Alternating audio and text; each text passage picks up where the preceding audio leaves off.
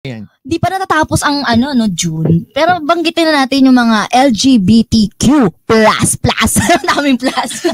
Oo, kasi dati LGBTQ lang. Oo. Tapos nagkaroon ng plus. Oo. Yung mga mga confused sa kanilang mga kasarian. Actually, diba? ayokong tawagin confused. Paano siya? Kasi for me, alam nila yung gusto nila. Mhm. It's just that hindi lang siya, kumbaga, originally hindi lang siya norm. Hindi pa open yung iba. Yes, pero syempre dumadami na yung mga tumatanggap din sa kanila. Actually, alam nyo ba, nagsimula ito noong 1969. Wow, tagal na pala. Oo, parang 50 years malagpas. Kasi dati hindi naman talaga open, lalo na nung kapanahonan ng ninuno natin, no? Hindi talaga open, di ba, Mariam? Yes, and tinatangkilik na din to kasi yung Pride Month is nagsisimbolo ng unity para sa mga ating LGBTQ+. So yun ba yung reason bakit yung flag na usually nakikita natin is iba't ibang kulay? Yes, rainbow. Yeah, rainbow.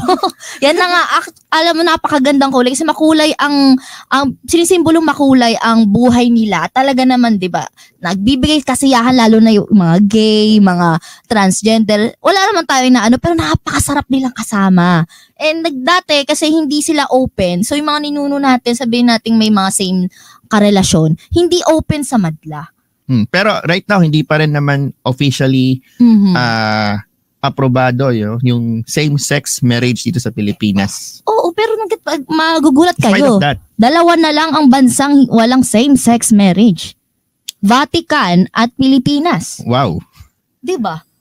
Actually, ayun ang tanong ng mga LGBT natin dito sa community, no? Bakit ang Pilipinas daw po wala pang, alam mo, same-sex? Bakit nga ba?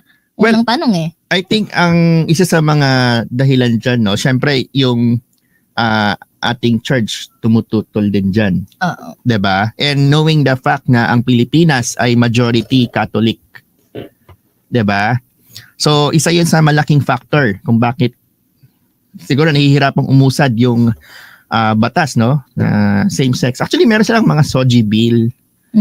Maraming mga, actually ngayon, pag tinatanong nila, meron na nga bang batas para pabor sa mga LGBTQ? Meron naman na. Actually, si Senator Robin Padilla, meron siyang Oo, hindi ko na nga lang siya maiisa-isa, pero meron. Kasi ang sabi ng ibang mga LGBTQ, dahil ang banyo talagang pang-dalawa lang, babae at lalaki, meron bang pabor sa kanila? Kasi wala na nga same-sex marriage, pero meron naman, ang sabihin nito, may kalayaan silang express ang kanilang sarili. Ito ang ni Senator Robin Padilla, na may karapatan sila, at least doon nabigyan man lang sila ng kalayaan kasi hindi pa naman naipapasa itong same-sex marriage dahil ilang beses na atang pinasa ang panukalang ito pero hindi pa rin napapasa. Ilang beses na to hanggang Senate, ewan ko kung gaano katagal na pero sobrang tagal. Malalaman natin kung ito ay uusad, no, sa future. Hopefully. Ako naman ay nakikisama ako sa ating mga LGBTQ+ community, no? Kasi tao pa rin naman sila 'Di ba? Hindi dapat natin sila kinahihiya. At the same time, wala naman silang ginagawang masama.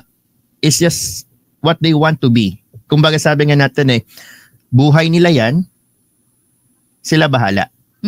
Huwag nating pigilan. Pero, syempre, nandun din tayo sa point na kanya-kanya tayo ng opinion. Right? Ayan.